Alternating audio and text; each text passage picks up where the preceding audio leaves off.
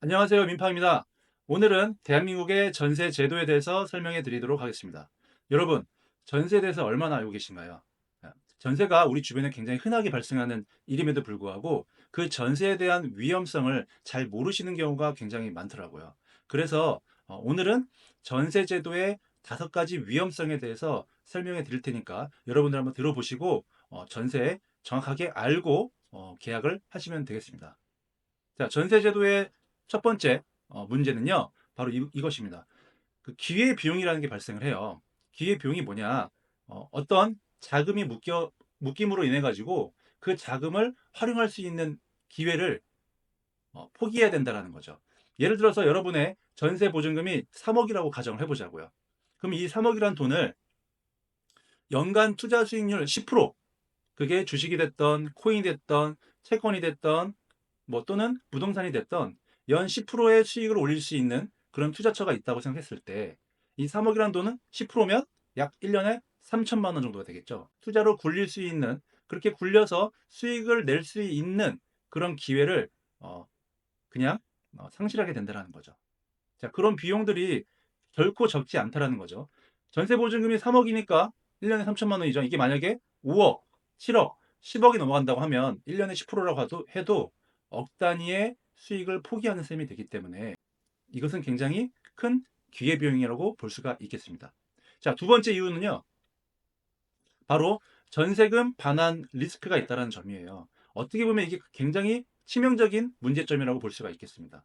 자, 여러분들이 전세를 계약하고 나서 전세 보증금을 집주인에게 납부했을 때 그 전세금이 그대로 유지되면서 내가 나중에 전세 만기 때 그대로 돌려받으면 다행인데, 만약에 어떤 이유 때문에 어떤 시장의 어떤 리스크라던가 대외의 어떤 변수로 인해 가지고 집값이 떨어진다거나 이랬을 때에는 나의 전세금을 내가 원하는 시기에 돌려받지 못하는 경우도 생긴단 말이죠. 예. 자, 그렇다 보면 자, 매매가는 고정되거나 하락하는데 전세가는 올라가는 이런 상황이 벌어질 수 있단 말이죠. 최근에 굉장히 이슈가 됐던 전세 사기의 그런 어떤 표적이 될 수 있다라는 거예요. 왜 전세 사기가 일어났을까요? 그 가장 큰 이유는요. 매매가와 전세가의 차이가 없다라는 점이죠. 때로는 매매가보다 전세가가 더 높아졌을 때 이것을 어떤 사기, 그러니까 내가 돈을 투자하지 않고도 그 집을 삼으로 인해 가지고 추후에 시세가 떨어졌을 때 이 전세 자금을 돌려주지 못하는, 그러다 보니까 이게 연쇄적으로 그런 부실이 발생을 하고 그게 사기로 이렇게 번지게 되는 그런 이제 불행한 일이 생기게 됐는데, 내가 전세를 산다면 이런 리스크가 항상 존재한다라고 봐야 되는 거죠. 전세 자금, 그것을 어, 돌려받지 못하는 그런 리스크가 있다라는 거예요. 자, 전세의 세 번째 위험성은요. 바로 집값 상승 시 결국 내가 손해가 된다는 겁니다. 자, 예를 들어 가지고요. 여러분, 어떤 집이 5억짜리 집에 내가 전세로 계약을 해서 이사를 들어갔다고 해봅시다. 그런데 이게 2년 뒤에 내가 이제 이사를 가려고 했는데 이 5억짜리 집이 7억으로 올랐던 거예요. 이런 사례가 너무나 많죠. 예, 너무나 흔하게 벌어지는 일들이죠. 자, 그러면은 2억이란 돈이 시세 차익으로 발생을 했는데 정작 나 내가 전세로 삶으로 인해 가지고 내가 얻을 수 있는 거는 빵원이라는 거예요. 제로. 왜? 나는 전세 세입자이기 때문에. 자, 그렇다 보니까 어떤 일이 발생해요? 그러니까 내 자금으로 집주인이 자산을 늘려주는 그런 사태가 벌어지게 되는 거죠. 좀 억울할 수 있겠죠. 예, 억울할 수 있겠죠. 자, 그러면 여기까지 해서 끝나면 괜찮은데 문제는 뭐냐? 자, 집값이 올랐다라는 거는 전세 가격도 올랐다라는 증거이기도 해요. 그러면 내가 기존에 3억에 들어갔던 집 전세 보증금이 내가 나갔을 때는 그 3억이 아니라 3억 5천, 4억, 5억이 될 수도 있는 거예요. 그럼 나는 내 자금은 그대로 멈춰 있었지만 결국 2년 뒤에 내가 이사를 했을 때는 추가로 돈이 더 필요하다라는 거죠. 그러면 집값이 올라서 집주인은 좋으나 나는 되려 전세 보증금이 올라서 불이익을 당하는 그런 상황에 처해질 수가 있다라는 겁니다. 예. 자, 그리고 네 번째 문제는요. 바로 주거 안전성의 문제입니다. 자, 우리나라 전세 제도가요. 2년 단위로 계약을 하지 않습니까?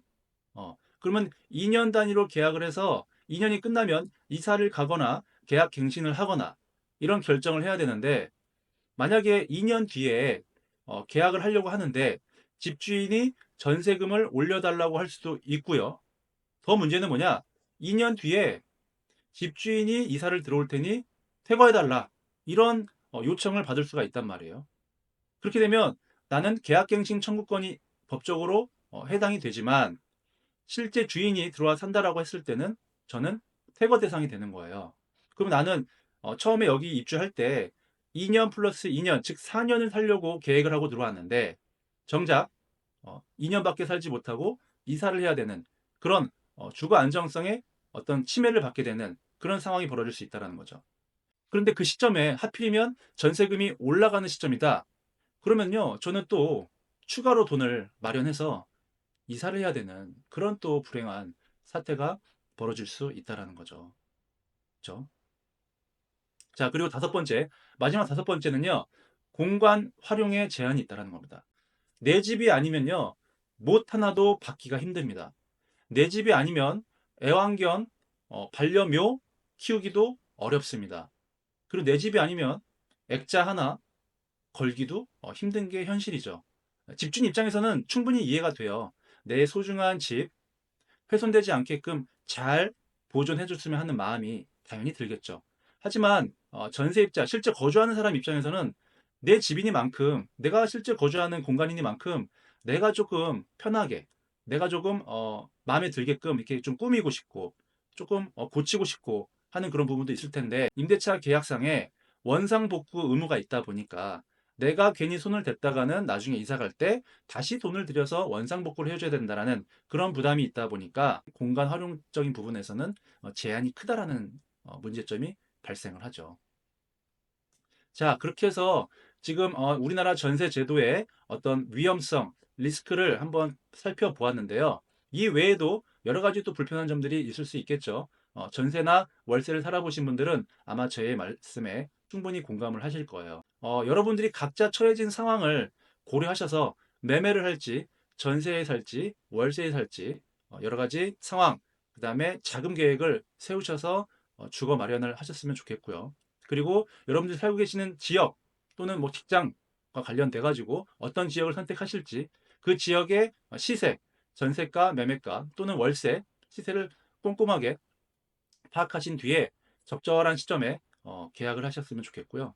그리고 여러분들이 지금은 전세를 선택하시더라도 추후에는 매매를 통해서 여러분들의 자산을 증식해야 되는 입장이다 보니까 그런 부분들까지도 고려하셔서 어떤 지역에 하는 것이 좋은지 결정하시는 게 좋을 것 같습니다. 자, 이렇게 오늘은요, 우리나라 아주 독특한 주거 형태, 즉 전세 제도에 대해서 살펴보았고요. 이런 위험성이 있으니까 여러분들 꼼꼼하게 사전에 준비하셔서 충분한 검토 후에 계약을 하셔서 여러분 자산에 손해가 발생하지 않도록 철저하게 대비해 나가시기 바라겠습니다. 이상으로 오늘 이 시간 마치도록 하겠습니다.